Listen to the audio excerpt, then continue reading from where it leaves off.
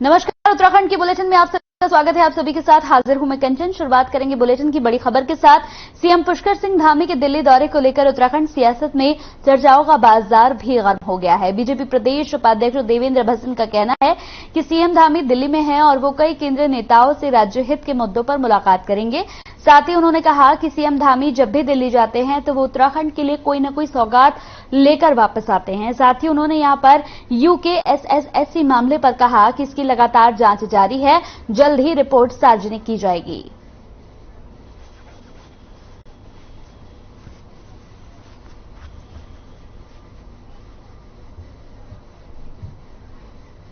मुख्यमंत्री जी दिल्ली जाते रहते हैं और अपने दिल्ली दौरे में वे हमारे केंद्र के मंत्रियों से मिलते हैं, संगठन के बड़े नेताओं से मिलते हैं और विभिन्न अवसरों पर उनकी मुलाकात माननीय प्रधानमंत्री जी से भी होती है। और हर बार जब भी जाते हैं तो प्रदेश के हित के लिए कोई न कोई बात करके और आश्वासन लेकर के या किसी प्रकार की घोषणा लेकर के आते हैं। इस बार भी जो उनका दौरा है वे विकास से भी जुड़ा हुआ है और कुछ संगठनात्मक बिंदु भी हो सकते हैं।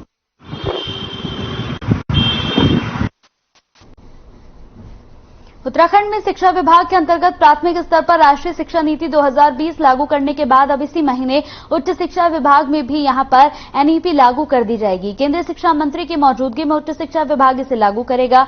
डॉक्टर रावत ने बताया कि उत्तराखंड देश का पहला राज्य है जहां विद्यालय शिक्षा में यहां एनईपी को लागू कर दिया गया है। प्रदेश के शिक्षा मंत्री धन सिंह रावत ने मीडिया से बातचीत करते हुए बताया कि इस माह के आखिर तक केंद्रीय शिक्षा मंत्री धर्मेंद्र प्रधान का उत्तराखंड दौरा है। बातचीत के आधार पर जल्द ही राष्ट्रीय शिक्षा नीति 2020 लागू की जाएगी।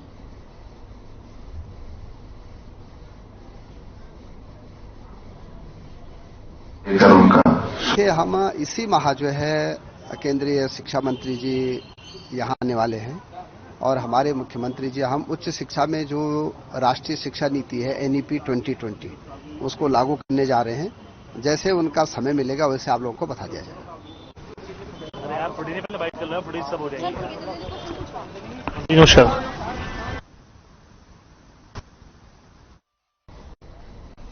तो हरिद्वार के केयर कॉलेज ऑफ नर्सिंग में आयोजित फ्रेशर पार्टी में उत्तराखंड सरकार के कैबिनेट मंत्री सुबोध उनियाल ने बतौर मुख्य अतिथि के रूप में शिरकत की। मंत्री सुबोध उनियाल ने छात्रों का उत्साहवर्धन करते हुए कहा कि अस्पताल लोगों को जीवन देने का एक मंदिर है, उसमें काम करने वाले लोगों को भगवान माना जाता है। इसलिए नेताओं और अधिकारियों के पास लोग निजी अपेक्षाएं लेकर जाते हैं, लेकिन हॉस्पिटल में लोग अपनी जान बचाने के लिए जाते हैं। वहीं कॉलेज के डायरेक्टर आर.के. शर्मा ने बताया कि उनका कॉलेज पिछले 10 सालों से ग्रामीण क्षेत्रों के साथ ही पहाड़ी क्षेत्रों से आने वाली छात्राओं को नर्सिंग की बेहतर शिक्षा प्रदान कर रहा है। छात्रों का भविष्य बनाने की दिशा में उनका यह प्रयास निरंतर जारी रहेगा।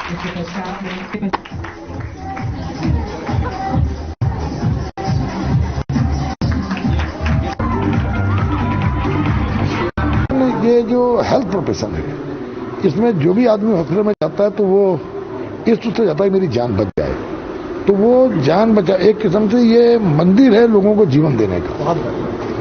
तो उस मंदिर में जो मंदिर के काम करने वाले लोग हैं उनको लोग भगवान की दृष्टि से देखते हैं और मुझे उम्मीद है कि बच्चे जब अपने फील्ड में आएंगे तो उस पवित्र जो भावना होती है नर्सिंग स्टाफ की और डॉक्टर्स की, उस भावना को अपने अंदर निहित करते हुए मरीजों के लिए अपना जो ज्ञान है उस ज्ञान का प्रयोग मरीज को बचाने में। देखिए, सबसे अच्छी बात तो यह है कि नर्सिंग अकेला एक ऐसा क्षेत्र है जो विशेष रूप से हमारी कन्याओं, हमारी लड़कियों, हमारी महिलाओं को एक अवसर देता है समाज में सेवा का और साथ साथ आर्थिक प्रगति के साथ अपने पैरों पर खड़े होने का। बेहतर बात यह है कि आज विश्व भर में, केवल भारत भर में ही नहीं, विश्व भर में स्वास्थ्य को लेकर जितनी जबरदस्त जागरूकता, जिम्मेदारी और आवश्यकता महसूस हो रही है, उतने ही अवसर बड़े हो रहे हैं और उतनी ही ज्यादा हमारे यहाँ की बालिकाओं के लिए अवसर तैयार हो रहे हैं।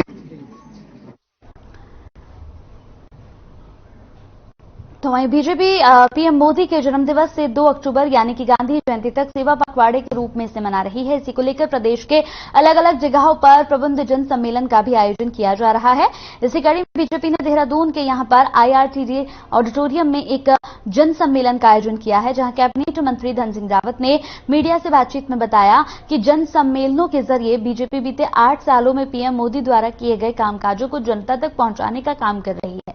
इस सम्मेलन में कैबिनेट मंत्री धन सिंह रावत, बीजेपी प्रवक्ता विनय गोयल और कार्यक्रम संयोजक सिद्धार्थ अग्रवाल और बीजेपी विधायक उमेश शर्मा मौजूद रहे।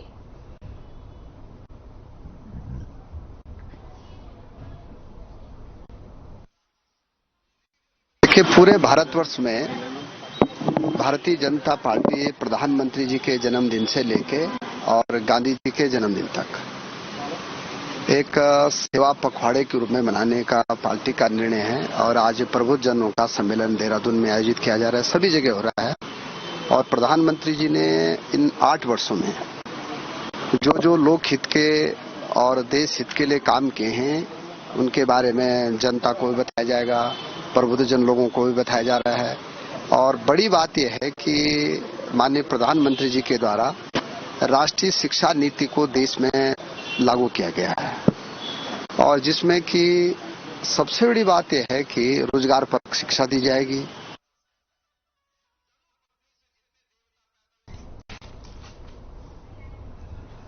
उत्तराखंड हाईकोर्ट ने माइनिंग की अनुमति देने के खिलाफ दायर जनहित याचिका पर सुनवाई की। बताया जा रहा है कि खंडपीठ ने मामले को सुनने के बाद यहां नंधौर नदी से निकलने वाले माइनिंग के दोहन पर रोक लगा दी है। साथ ही खनिज को बाहर ले जाने पर 4 हफ्ते में रिपोर्ट पेश करने को कहा है। इसके साथ ही कहा है कि अब मामले की अगली सुनवाई 4 हफ्ते बाद की जाएगी। बता दें कि मामले में यहां चोरगलिया निवासी दिनेश कुमार चंदोला ने उच्च न्यायालय में जनहित याचिका दायर की थी। बताते चले कि इस दौरान उन्होंने कहा था कि हल्द्वानी के नंधौर क्षेत्र इको सेंसिटिव जोन में आता है। इस क्षेत्र में सरकार ने बाढ़ से बचाव के कार्यक्रम के नाम पर माइनिंग करने की अनुमति दे रखी है। वहीं इसका फायदा उठाते हुए खनन कंपनी मानकों के विपरीत खनन कर रही है।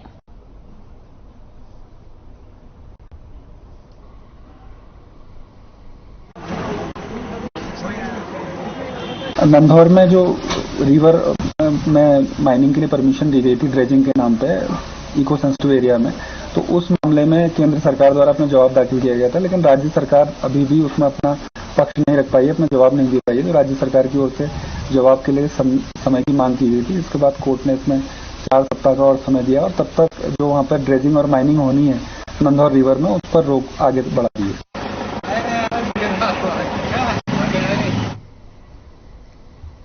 उत्तराखंड परिवहन निगम के लिए अच्छी खबर। यूपी सरकार ने उत्तराखंड परिवहन निगम को यहां परिसंपत्तियों के बंटवारे के बकाया 100 करोड़ रुपए जारी कर दिए हैं। करीब 19 साल बाद रोडवेज की परिसंपत्तियों के विवाद का पटाक्ष यहां पर हो चुका है। उत्तराखंड के सीएम पुष्कर सिंह धामी ने इसके लिए यूपी के सीएम योगी आदित्यनाथ का आभार यहां पर प्रकट किया। उत्तराखंड और उत्तर प्रदेश के बीच लंबे समय से लंबित 204 करोड़ में से 100 करोड़ की धनराशि उत्तराखंड परिवहन विभाग के खाते में आ गई है।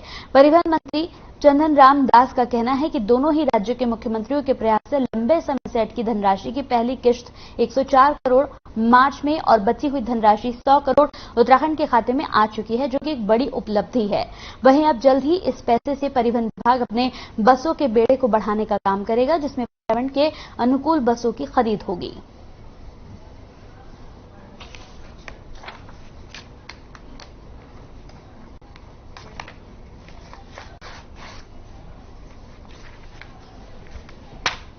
उन्होंने मुझे सूचना दी है कि रोडवेज के खाते में 100 करोड़ रुपए की धनराशि आरटीजीएस द्वारा हमको मिल गई है। ये उत्तराखंड रोडवेज के लिए बहुत बड़ी एक धनराशि है, उपलब्धि है। इस बीच हम 150 इलेक्ट्रिकल वाहनों का टेंडर कर रहे हैं, उसमें नई नीति लागू कर रहे हैं और अपनी धनराशि से 60 रोडवेज की नई गाड़ियां खरीदेंगे।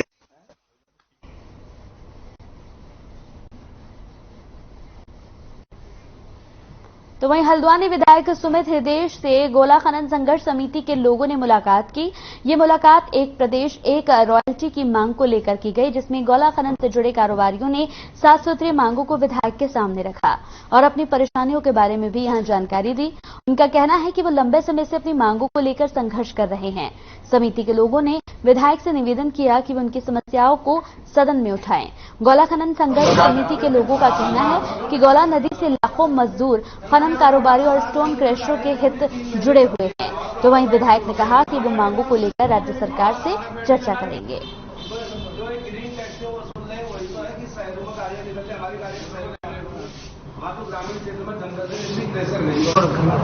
देखिए, मैंने परसों भी कहा था कि गौला आर्थिक जननी है और कुमाऊं का जो आर्थिक केंद्र है वो हल्द्वानी है।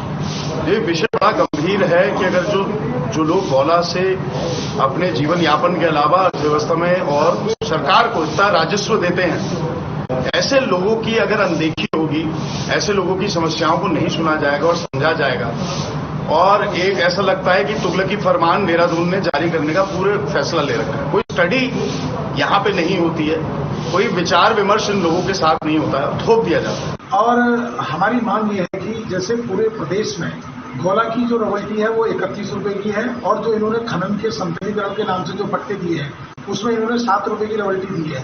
तो एक ही राज्य में दो मानक और दो मानकों के आधार पर रॉयल्टी देना, ये कहाँ का औचित्यपूर्ण, ये हमारा न्याय है।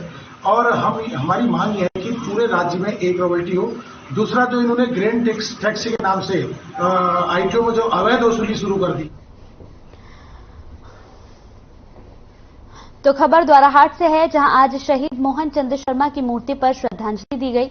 दिल्ली के बटला हाउस में 2008 में आज ही के दिन आतंकियों से मुठभेड़ हुई थी, जिसमें इंस्पेक्टर मोहन चंद ने 35 से ज्यादा आतंकियों को मार गिराया था और देश को बचाते हुए शहीद हो गए थे।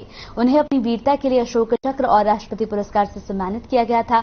उनके पैतृक गांव में हर साल उनके स्मारक पर उन्हें याद करते हुए कार्यक्रम आयोजित किए जाते हैं।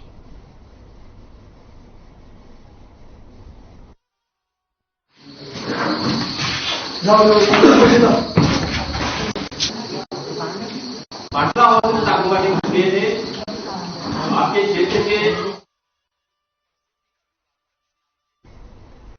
तो वहीं बागेश्वर में दवा लेने आई बुजुर्ग महिला गौरा देवी पिछले 22 दिनों से लापता है। बुजुर्ग महिला की खोजबीन के लिए पुलिस और परिजन लगातार कोशिश कर रहे हैं, लेकिन अभी तक बुजुर्ग महिला का कोई सुराग नहीं मिला। वहीं पंतपाली गांव के ग्रामीणों ने पुलिस अधीक्षक को ज्ञापन सौंपा। परिजनों का कहना है कि लापता बुजुर्ग महिला गौरा देवी हर महीने 2 बार बागेश्वर बाजार दवाई लेने आती थी और खुद ही दवा लेकर वापस घर आ जाती थी, लेकिन 27 अगस्त को बुजुर्ग महिला घर नहीं लौटी। मामले को गंभीरता से लेकर पुलिस अधीक्षक ने लापता बुजुर्ग महिला की खोजबीन के लिए परिजनों और ग्रामीणों को आश्वासन दिया और आगे कहा कि खोजबीन का कार्य लगातार पुलिस कर रही है।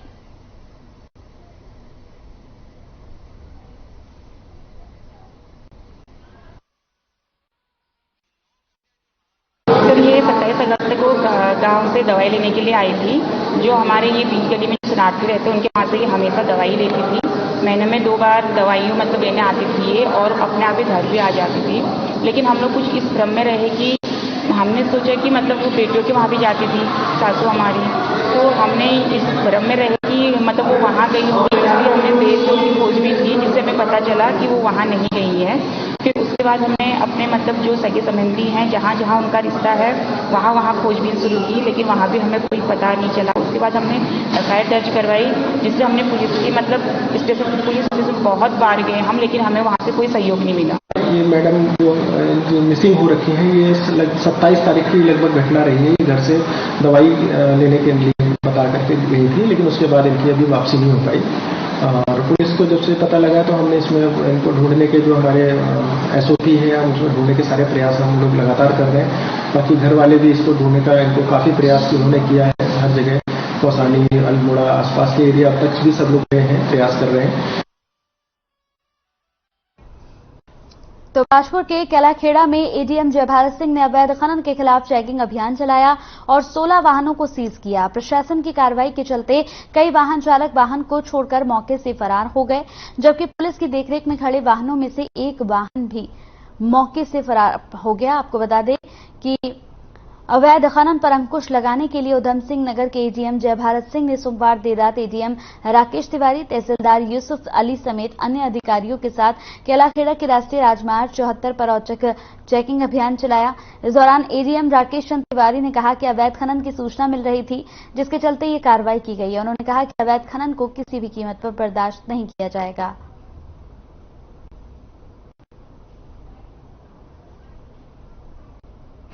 लगातार शिकायतें मिल रही थी कि इस समय चूंकि प्रतिबंधित भी है, और जो क्रेशर के मटेरियल हैं या आरबीएम ओवरलोड यहाँ से बरेली या अन्य स्थानों पर जा रहे हैं, तो उसको दृष्टिगत रखते हुए जिलाधिकारी महोदय के निर्देश भी थे, तो हम लोग अभियान चलाए हुए हैं। इसी के क्रम में कल रात को एडीएम साहब के नेतृत्व में अभियान चलाया गया और यहाँ लगभग 1.5 दर्जन गाड़ियाँ पकड़ी गई थी, लेकिन उस समय उनके वाहन स्वामी, वाहन चालक और परिचालक वाहन छोड़ के भाग गए थे, तो हम लोग उसको कांटा नहीं करवा पाए थे।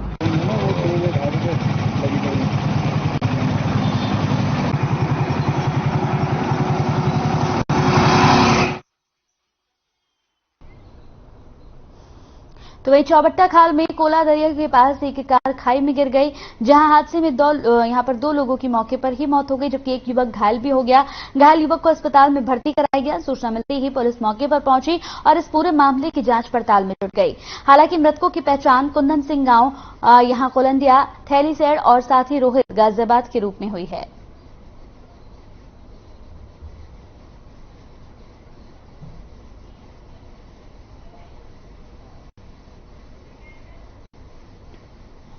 तो वहीं ऋषिकेश में चोरों के हौसले लगातार बुलंद होते जा रहे हैं। बताया जा रहा है कि बाबा काली कमली के आश्रम में किराए पर रहने वाले 2 लोगों के कमरों में चोरी हो गई।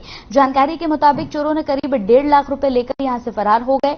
सूचना मिलते ही पुलिस मौके पर पहुंची और आसपास के लोगों से जानकारियां हासिल की। वहीं कोतवाल रवि सैनी ने बताया कि मामला पूरी तरह से संदिग्ध है, लेकिन पीड़ितों की शिकायत के आधार पर पुलिस मामले की जांच पड़ताल कर रही है। उसको बैग लेके आए थे, बैग में हम लोग ले आया, उसको मैंने वहाँ पे रख दिया। हाँ सर, जैसे मैं सुबह 4 ये काली कमरे वाले जलसरों से गया होता, पिछले 13 सितंबर से आज सुबह मैं अर्ली मॉर्निंग 4, 5, 10 बजे ऐसा निकला हूँ सिस्टर को देखने के लिए। अपोजिट विभाग में एडमिट है। जैसे मैं वहाँ से लौट के आता हूँ तो रूम की ताला खोलने का मैंने पाया वहाँ थोड़ा से पड़ा, तो उसमें कुछ अमाउंट पास से 18 जैसे कुछ हुई मुझे मिलाया। कितना कैश होगा लगभग सर? अप्रॉक्सीमेट 1.5 कैश मान के चलिए सर। कैश इतना आपने यहाँ कमरे में क्यों रखा हुआ था सर, क्या मामला? क्योंकि सर्जरी का मामला था, अच्छा उनकी सर्जरी होनी है, पैसे की वजह से कई बार एटीएम भागना पड़ता है, कई बार एटीएम पैसा होता नहीं है, तो उसमें कैसे होनी। तो वहीं ग्रामीणों की समस्याओं के समाधान के लिए जिला प्रशासन हर संभव प्रयास कर रहा है।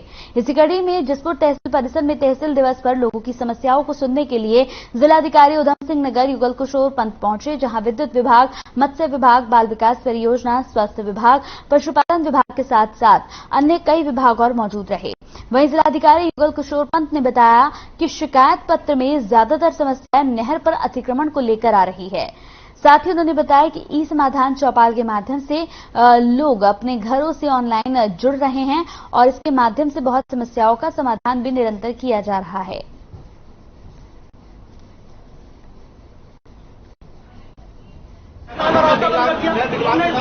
एप्लीकेशन आ चुकी हैं और जो मुख्य एप्लीकेशन आ रही है वो चक्रोडों को खुलवाने के संबंध में, या नहरों में अतिक्रमण हो रखा है, नहरों की पटरियों में अतिक्रमण हो रखा है, उसको खुलवाने के चक्कर में, और कई दाखा के प्रकरण हैं जो अभी पेंडिंग पड़े हुए हैं, उसके संबंध में आ रही। ई समाधान चौपाल से हो रहा है कि सीधे समस्त विभागों से एक ही मतलब ऑनलाइन अपने घर बैठे लोग इंटरेक्ट कर पा रहे हैं और उससे भी उनकी बहुत सी समस्याओं का निस्तारण हो रहा है। नगर पालिका जलस्पुर। तो वहीं काशीपुर के तहसील परिसर में तहसील दिवस का आयोजन किया गया, जिसमें समस्त विभागों के अधिकारियों ने यहां हिस्सा लिया।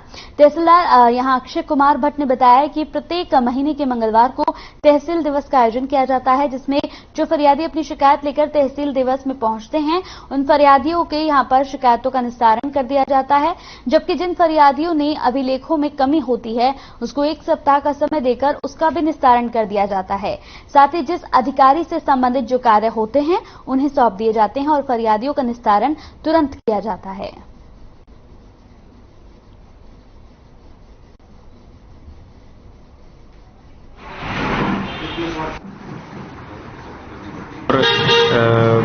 शिकायतें जो भी आ रही, जो भी विभिन्न जो विभाग के अधिकारी हैं यहाँ पे इस समय तहसील दिवस में आते हैं, चाहे वो पीडब्ल्यूडी डिपार्टमेंट हो, चाहे वो सिंचाई विभाग हो, चाहे खाद्य आपूर्ति विभाग हो, ब्लॉक के बीडीओ साहब हैं, बाल विकास विभाग, सभी विकास के यहाँ पे अधिकारी रहते हैं। तो हमारी ओर से यही सब प्रयास रहता है कि अधिक से अधिक फरियादी आएँ, उनके द्वारा जो भी शिकायतें दी जा रही हैं, क्योंकि वहाँ पे विभागीय अधिकारी भी मौजूद रहते हैं, तो जो हमारे स्तर की हैं जैसे राजस्व से संबंधित जो शिकायतें उसका निस्तारण मौके पर कर दिया जाए।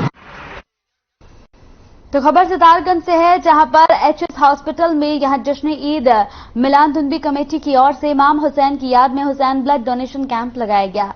डोनेशन कैंप का शुभारंभ शहर के वरिष्ठ समाजसेवी जोया पैलेस एमडी इकबाल अहमद ने फीता काटकर किया, जिसमें क्षेत्र के युवाओं ने बढ़ चढ़कर हिस्सा लिया और रक्तदान किया। वहीं समाज सेवी इश्तियाक अंसारी ने बताया कि इमाम हुसैन की याद में रक्तदान शिविर का आयोजन किया गया था। साथ ही उन्होंने कहा कि रक्तदान शिविर लगाने का उद्देश्य युवाओं को नशे से बचाना है।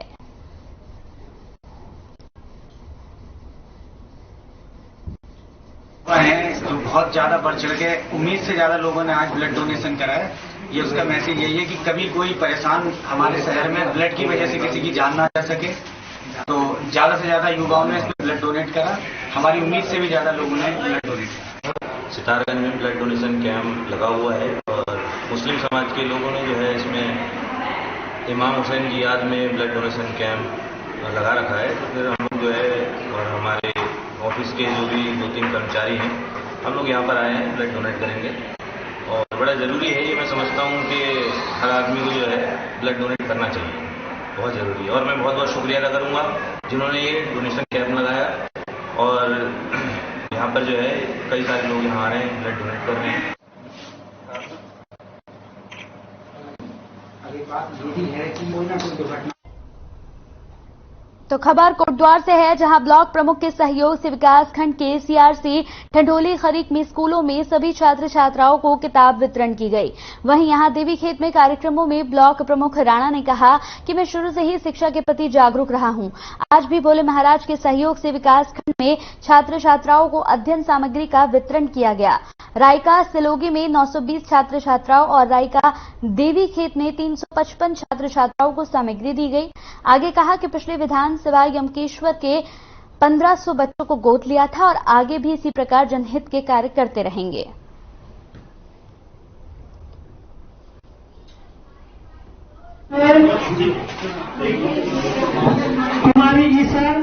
बच्चों से मिलना हो रहा है और गुरुजनों से सलाम मशवरे हो रहे हैं और बच्चों को जो हमने बुक वितरण कर रहे हैं। आज जो हमारा कार्यक्रम है, राज का इंटर कॉलेज सिलोगी और राज का इंटर कॉलेज देवी खेत में हम बच्चों को बुक दे रहे हैं और गुरुजनों से डिस्कस कर रहे हैं और किस तरह से हम बच्चों के लिए और एजुकेशन में अच्छा काम कर सकते हैं। मेरा ये प्रयास है और मैं माता मंगला जी का धन्यवाद करता हूँ, भोले महाराज जी का धन्यवाद करता हूँ, जो हमारे बच्चों के लिए द्वारिखाल के जो हमारे जितने भी स्कूल हैं सभी को वो मदद कर रहे हैं। हमारे देश में प्रथम स्थान पे वो पुरस्कार मिला और हमारा विकास खंड द्वारिखाल।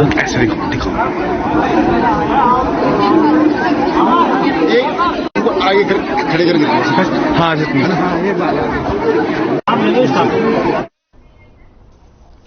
तो वहीं नेशनलिस्ट यूनियन ऑफ जर्नलिस्ट लाल कुआं नगर की ओर से शपथ ग्रहण समारोह का आयोजन किया गया। आपको बता दें कि इस कार्यक्रम के मुख्य अतिथि क्षेत्रीय विधायक डॉक्टर मोहन सिंह बिष्ट, नगर पंचायत चेयरमैन लालचंद सिंह रहे। इस अवसर पर विधायक डॉक्टर मोहन सिंह बिष्ट और चेयरमैन की ओर से नवनिर्वाचित पदाधिकारियों को शपथ दिलाई गई। साथ ही कार्यक्रम में पहुंचे अतिथियों को शॉल ओढ़ाकर सम्मानित भी किया गया।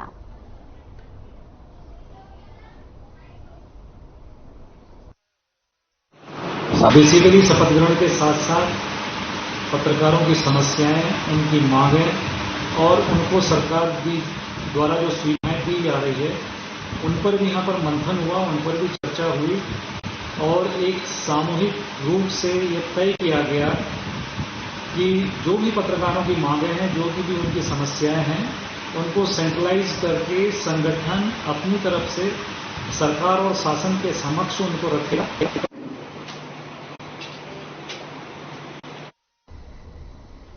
तो रेलवे में नौकरी दिलाने के नाम पर ठगी करने वाले 2 आरोपियों को ऋषिकेश पुलिस ने गिरफ्तार किया है। दोनों आरोपी बिजनौर के रहने वाले हैं, जिनके नाम संदीप कुमार और रविंद्र सिंह है।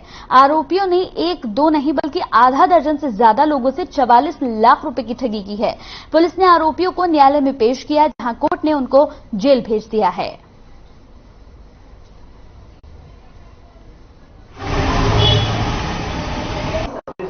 ऋषिकेश में 5/6/2022 को और 15/8/2022 को 2 मुकदमे पंजीकृत किए गए थे। प्रकरण यह था कि वहां रेलवे भर्ती बोर्ड के माध्यम से रिक्रूटमेंट काम एक उसके नाम पर जो है 3 लोगों ने दो अलग अलग लोगों से, एक में 7 अलग अलग लोगों से उन्होंने ठगी करी। इसमें वादी गणों के प्रार्थना पत्र के आधार पर जो है मामला रिस्के थाने में पंजीकृत किया गया और तहकीकात की गई, विभिन्न सर्विलांस का मदद लिया गया। चलिए इसी के साथ उत्तराखंड के बुलेटिन में मेरे साथ इतना ही। देश और दुनिया की तमाम खबरों के लिए आप देखते रहिए हर खबर।